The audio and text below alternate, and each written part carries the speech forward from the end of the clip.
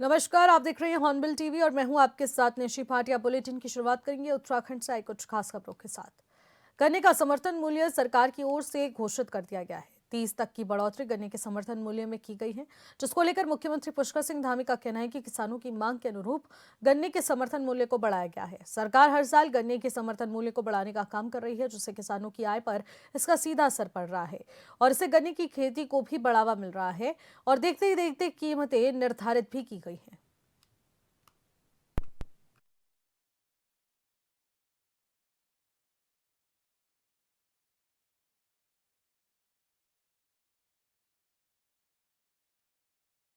किसान हमारी प्राथमिकता है और किसानों का हित है या किसानों का उत्थान है, किसानों की आय दुगनी करनी है।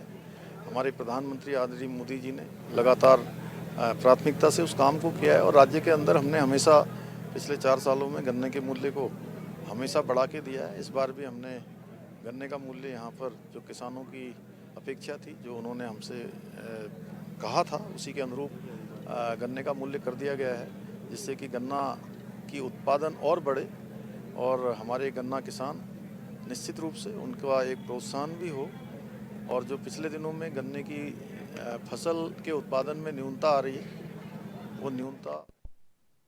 इसी के साथ रविवार को देहरादून में आयोजित उत्तराखंड लोक विरासत महोत्सव 2025 में उत्तराखंड के मुख्यमंत्री पुष्कर सिंह धामी लोक कलाकारों का उत्साहवर्धन करने के लिए जनता के बीच पहुंचे और संबोधित किया।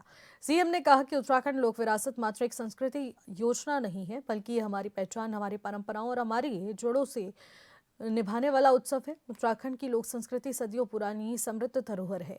उन्होंने बताया कि हमारे लोक नृत्यों, लोकगीतों, वेशभूषाओं और लोक कलाओं का और पर्व त्योहारों में हमारा जीवन, हमारी भावनाएं और हमारी सामाजिक व्यवस्था गुंथी हुई है। उन्होंने ये भी कहा कि झोड़ा, छपेली और चांचरी, पवारी जैसे लोकगीत और नृत्य सिर्फ कलात्मक अभिव्यक्ति नहीं है, बल्कि सामूहिकता, प्रेम, विरासत और समाज की संवेदनाओं के प्रतीक है। देवभूमि उत्तराखंड की संस्कृति हमारे पूर्वजों की स्मृतियों और हमारी अस्मिता का प्रतीक है। हमारी सरकार लोक धरोहरों को विश्व पटल पर नई पहचान दिलाने, कलाकारों को हर स्तर पर सहयोग प्रदान करने तथा विकास के साथ विरासत के संरक्षण को सर्वोपरि मानकर निरंतर कार्य कर रही है।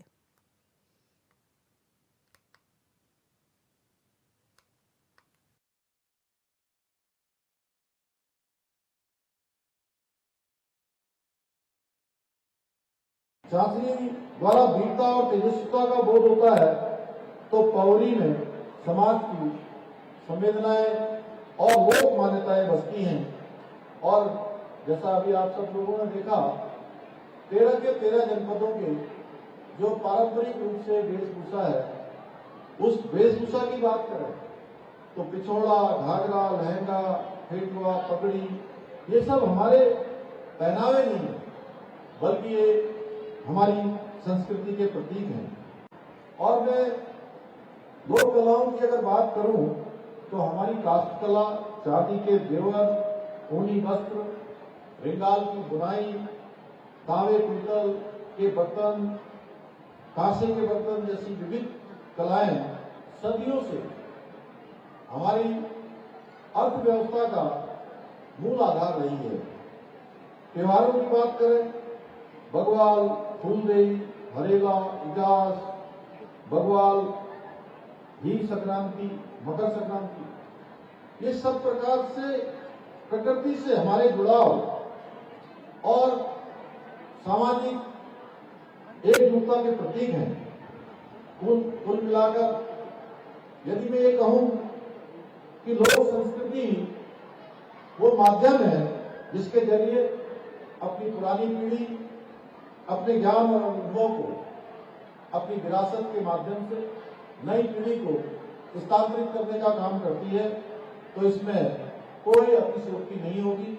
इसलिए लोक संस्कृति का संरक्षण हम सबका उत्तरदायित्व है और लोक संस्कृति को बचाए रखना सिर्फ सरकार का काम नहीं, बल्कि प्रत्येक नागरिक का, प्रत्येक हमारे सामाजिक स्तर पर काम करने वाले लोगों का, हमारे सांस्कृतिक संगठनों का, सबका सामूहिक उत्तरदायित्व है। भाइयों बहनों, हम सभी जानते हैं आज आदरणीय प्रधानमंत्री श्री नरेंद्र मोदी जी के नेतृत्व में भारत सांस्कृतिक पुनर्जागरण के स्वर्णिम युग से गुजर रहा है।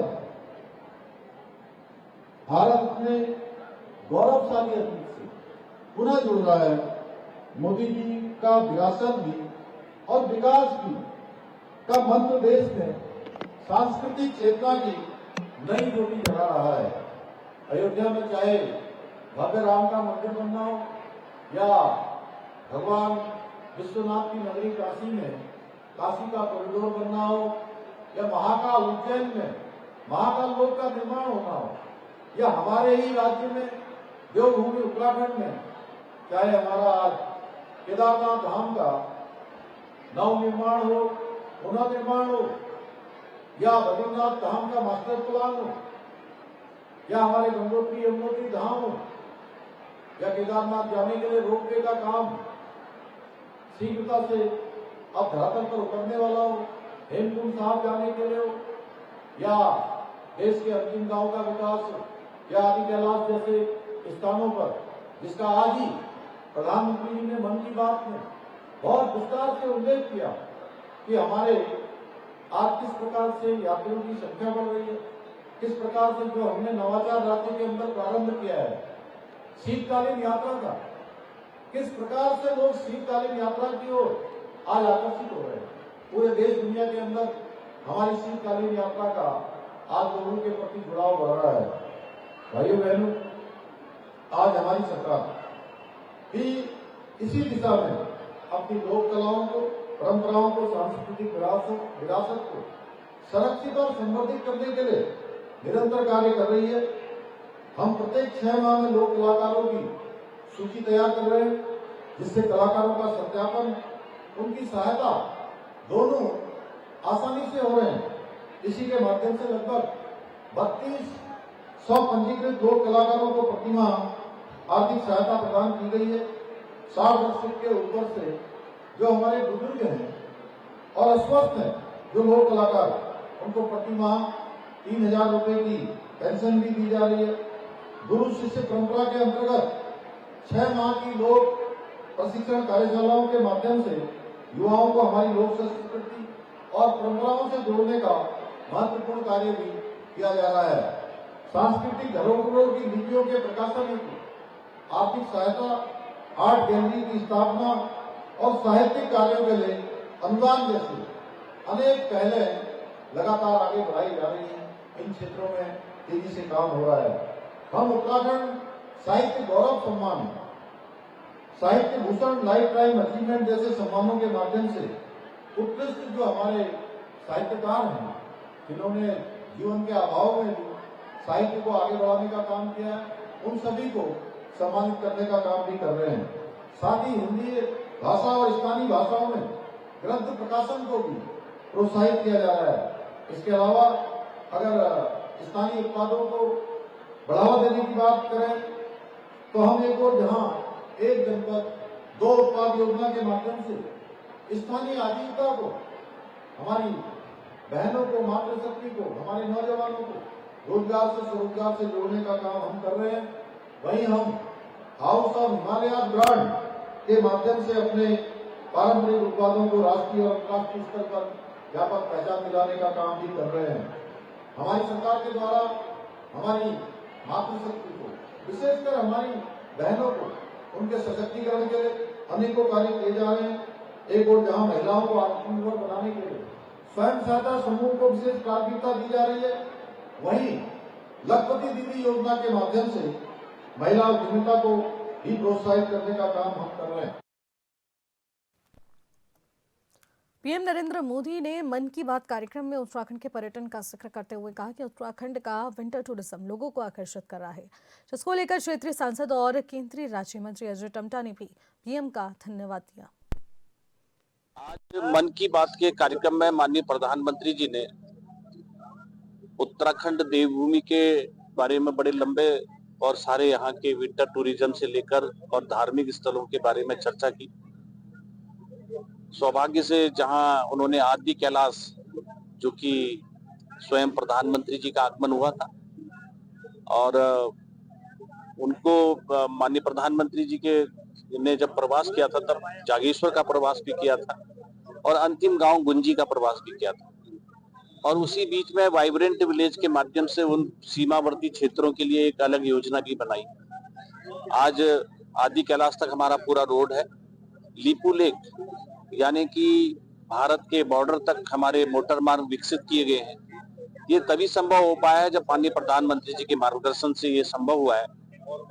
पहले 2000 लोग जाते थे आज से 3 साल पहले, और इस बार ऐतिहासिक रूप से पूरे आदि कैलाश ओम पर्वत ये रिकॉर्ड तोड़ के वहां के यात्रियों का रहा है।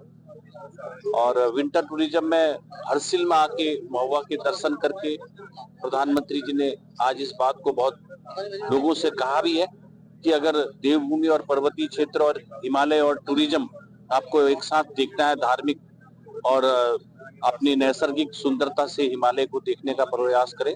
उत्तराखंड में कैबिनेट विस्तार को लेकर एक बार फिर से राजनीतिक हलचल तेज हो गई है। इसी बीच बीजेपी प्रदेश अध्यक्ष महेंद्र भट्ट ने स्पष्ट किया है कि कैबिनेट विस्तार को लेकर उनकी मुख्यमंत्री से विस्तृत चर्चा हुई है और फिलहाल दिल्ली में प्रस्तावित होने वाली अहम बैठक के बाद भी इस दिशा में ठोस कदम आगे बढ़ाए जाएंगे। उन्होंने कहा कि बैठक समाप्त होने में स्थिति स्पष्ट हो जाएगी कि पार्टी उसी आधार पर आगे क्या कुछ प्रक्रिया तय करेगी। भट्ट ने ये संकेत दिए हैं कि पार्टी संगठन और सरकार दोनों स्तर पर बात आगे बढ़ चुकी है और जो भी फैसला होगा वो सोच समझकर और समय के अनुरूप लिया जाएगा।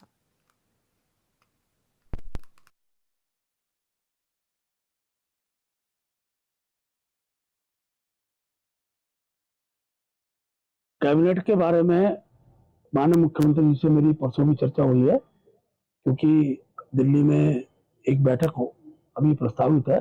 उस बैठक के तुरंत बाद हम इस दिशा में आगे बढ़ेंगे। कब तक समाप्त? अब बैठक के बाद जैसे वैसे समाप्त होगी बैठक, उस पर चर्चा करेंगे। राष्ट्रीय अध्यक्ष के चयन के बाद में होगी। देखिए जो भी होगा सबके सम्मुख होगा, जल्दबाजी कुछ नहीं। देहरादून के जिलाधिकारी सविन बंसल ने कलेक्ट्रेट सभागार में राइफल क्लब फंड में जरूरतमंद, गरीब और असहाय 7 लोगों को आर्थिक सहायता प्रदान की है और इस पहल के तहत कई लाभार्थियों को चिकित्सा, मकान मरम्मत और अन्य जरूरतों की सहायता राशि के चेक वितरित किए गए हैं। टीएम बंसल ने कहा है कि ये एक उल्लेखनीय पहल है क्योंकि आमतौर पर इस फंड का उपयोग अन्य कार्यों के लिए होता है और लेकिन अब ये पहल जिला प्रशासन द्वारा जरूरतमंद लोगों को सराहना देने के लिए की गई है जो कि कई सरकारी योजनाओं के लाभ से वंचित है।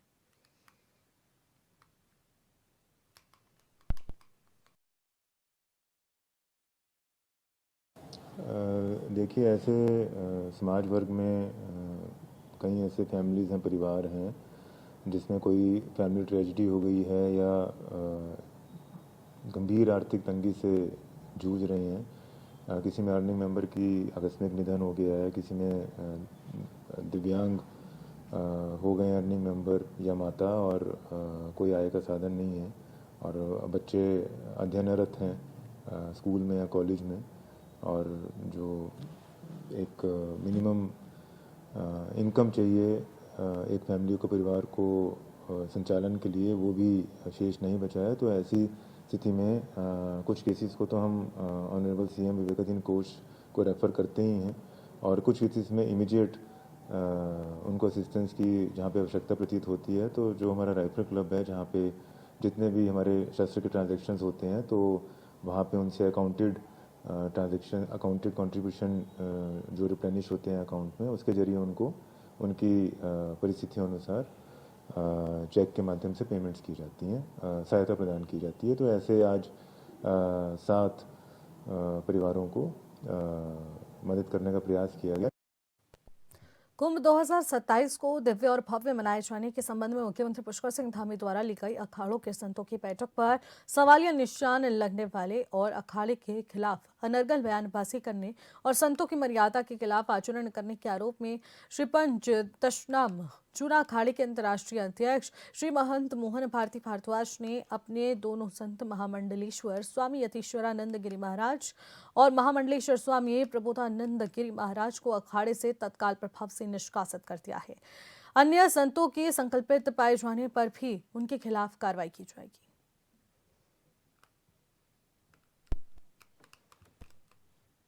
हरिद्वार में एसएसपी प्रविंदर डोपाल ने निर्देश दिया है और लाल किला के पास हुए बम धमाके के बाद सुरक्षा को लेकर बढ़ाई चिंताओं को लेकर अब चेकिंग अभियान भी तेज कर दिया है। एसएसपी ने बताया कि सभी थानों में अधिकारियों और विशेष टीमों को चौकसी बढ़ाने के निर्देश दिए गए हैं, जिसके तहत सुबह 5 बजे से 7 बजे तक की गई चेकिंग में सकारात्मक परिणाम सामने आए हैं। पुलिस टीम में मुख्य बाजार, बस स्टैंड, रेलवे स्टेशन और भीड़भाड़ वाले स्थानों पर विशेष सतर्कता के साथ निगरानी बनाए बैठे हैं।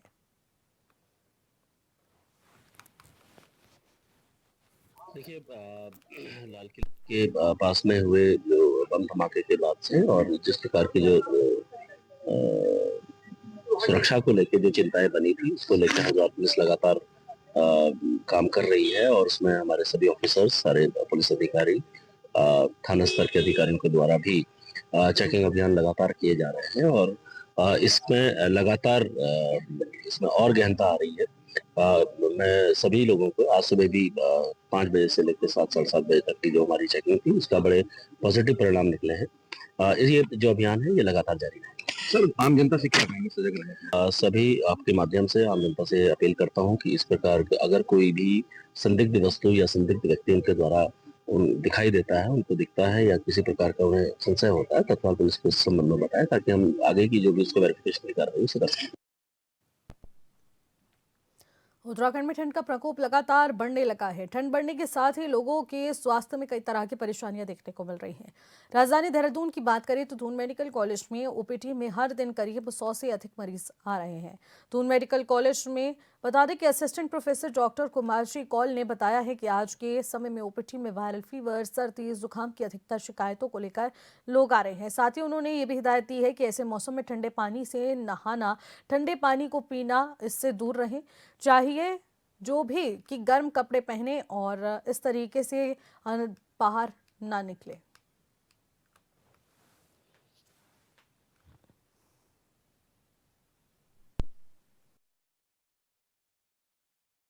तो जैसा कि देहरादून में काफ़ी ठंड पड़ना स्टार्ट हो गई है। मौसम का अगर आप टेम्परेचर की बात करें तो सुबह और शाम को ज़्यादा ठंड रहती है। दोपहर के टाइम पे थोड़ी सी गर्मी हो जाती है। तो टेम्परेचर चेंज की वजह से जो हमारे पास आजकल ओपीडी बेसिस ज़्यादा पेशेंट्स आ रहे हैं वो फ्लू वाले आ रहे हैं। खांसी, बलगम, ज़ुकाम, हेडेक, जिसे कॉमन फ्लू कहते हैं, राइनोरिया, राइनाइटिस वाले के पेशेंट्स हमारे पास आ रहे हैं। Lower respiratory tract infection, upper respiratory tract infection, मतलब गले के इन्फेक्शन वाले, छाती के संबंधित इन्फेक्शन वाले पेशेंट्स बहुत ज़्यादा इंक्रीज हो गए हैं। काठगोदाम रेलवे स्टेशन पर हर रोज हजारों यात्री पहुंचते हैं। यहां पहुंचकर पर्यटक और स्थानीय लोग रेंटल बाइक लेकर आगे की यात्रा करते हैं, लेकिन पिछले कुछ दिनों से रेंटल बाइक संचालकों की बड़ी लापरवाही और मनमानी सामने आई है। मामले में अब आरटीओ हल्द्वानी ने कार्रवाई के संकेत दिए हैं। जानकारी के मुताबिक कुछ संचालक यात्रियों को प्राइवेट रजिस्ट्रेशन वाली स्कूटी और बाइक भी किराए पर दे रहे हैं, जो कि बिल्कुल अवैध है। इतना ही नहीं, बाहर से आने वाले कई यात्रियों के पास लाइसेंस नहीं होता, लेकिन कुछ संचालक इसे कमजोरी का फायदा उठाते हुए उनसे ज्यादा पैसे वसूल कर बिना लाइसेंस से ही बाइक पकड़वा देते हैं। ये न सिर्फ कानून का उल्लंघन है बल्कि यात्रियों की जान को भी जोखिम में डालने जैसा है। आरटीओ विभाग की सख्ती से उम्मीद यही जताई जा रही है कि इस तरह के अवैध गतिविधियों पर रोक लगाई जा सके, यात्रियों की सुरक्षा भी सुनिश्चित हो। Rent a bike cab scheme के तहत जो गाड़ियां, जो भी इसके रजिस्टर्ड ओनर हैं, उनको भी आपके चैनल के माध्यम से मैं कहना चाहूंगा कि कोई भी अगर इस तरह का अनधिकृत संचालन पाया जाता है, जो परमिट की शर्तें हैं जो उनको दी गई हैं, अगर उसका वो उल्लंघन करते पाए जाते हैं तो उनके लाइसेंस को निरस्त करने की कार्यवाही की जाएगी।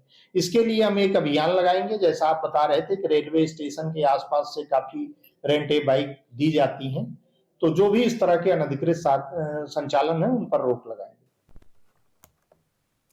नैनीताल में पुलिस कर्मियों ने बैरियर्स, मुख्य मार्ग और संवेदनशील क्षेत्रों में व्यापक चेकिंग अभियान चलाया है। बता दें कि बेलबाबा बॉर्डर बैरियर और साथ ही साथ अम्रपाली बैरियर, हल्द्वानी समेत सभी लोकेशंस पर अतिरिक्त फोर्स की तैनाती की गई है।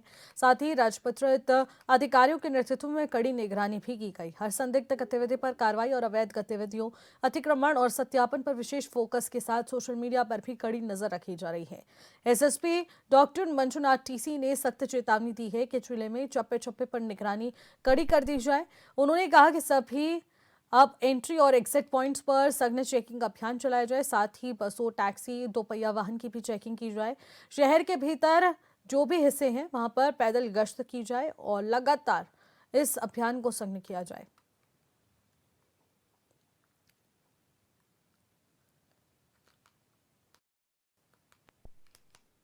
खबरों में आगे बढ़ेंगे। देहरादून में आमजन की सुरक्षा को प्राथमिकता देते हुए एसएसपी के निर्देश पर शहर और देहात के सभी थाना क्षेत्रों में युद्ध स्तर पर चेकिंग अभियान चलाया जा रहा है, जिसमें संबंधित क्षेत्रीय अधिकारियों के नेतृत्व में पुलिस टीमों ने धार्मिक स्थलों, भीड़भाड़ वाले क्षेत्रों और अन्य संवेदनशील स्थानों पर पहुंचकर सघन जांच की। अभियान के दौरान जनपद के सीमावर्ती चेक पोस्ट और अंतरिक्त मार्गों पर संदिग्ध वाहनों और व्यक्तियों की बारीकी से तलाशी ली जा रही है।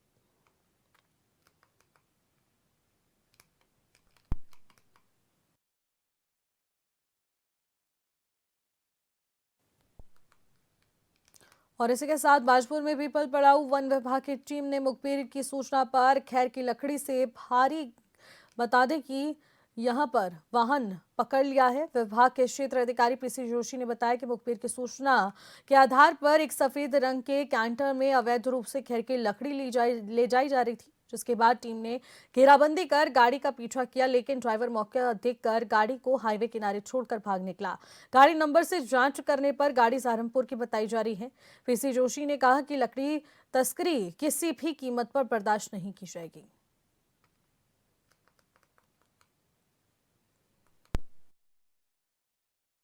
थोड़ी देर पहले हमें सूचना मिली थी कि तेलाखेड़ा की ओर से कोई ट्रक खैर लेके जाने वाला है, तो उसमें जांच की गई और मैंने बरहनी और बुजुर्ग और स्वयं भी मैं क्या स्टाफ लेके मैं मौके पर आया। तो ये गाड़ी को हमने हाईवे से जब से ये ढाबा के अंदर इसने पार करी, तो हमने इसको चेक करा तो इसमें खैर लोड था, लेकिन ड्राइवर जो है निकलने में फर्क। कितना माल होगा सर ये? अभी इसकी जांच पड़ताल कर रहे हैं। लगभग इसमें संभवतः 100 कुंटल के आसपास तो इसमें माल देखने से प्रतीत हो रहा है। तो सर इसमें कोई हाथ नहीं आया है, कोई ड्राइवर कोई? ये दरअसल में ड्राइवर को मुझे जैसे ही मैं हाईवे से मैं बाहर ढाबे की तरफ बढ़ा, उसने गाड़ी पार्क करते ही वो साइड हो गया, लेकिन हमने ढाबे में काफ़ी देखा उसको, वो कहीं नहीं मिला। खबरों में आगे बढ़ेंगे। गन्ना मूल्य को लेकर गन्ना किसानों के लिए बड़ी राहत की खबर है। उत्तराखंड सरकार ने गन्ने का समर्थन मूल्य बढ़ाकर 405 रुपए प्रति क्विंटल कर दिया है। इस फैसले के बाद किसानों में जबरदस्त उत्साह है और हरिद्वार में भाजपा नेताओं ने मुख्यमंत्री पुष्कर सिंह धामी के इस निर्णय का स्वागत किया। हरिद्वार के राज्य अतिथि गृह दाम कोठी ने रविवार को बीजेपी नेता और विधायक आदेश चौहान के साथ स्वामी यतीश्वरानंद ने पत्रकारों से बातचीत भी की। इस दौरान उन्होंने गन्ना मूल्य बढ़ाने के फैसले को किसानों के लंबे संघर्ष और मेहनत की जीत बताया।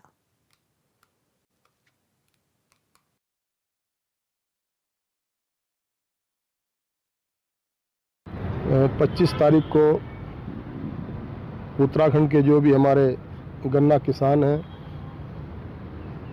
कई सौ की संख्या में हरिद्वार से, उधम सिंह नगर से, कुछ हिस्सा जहाँ पर गन्ना होता है नैनीताल क्षेत्र से, कुछ हिस्सा जो हमारा देहरादून का क्षेत्र है वहाँ भी गन्ने का क्षेत्र है।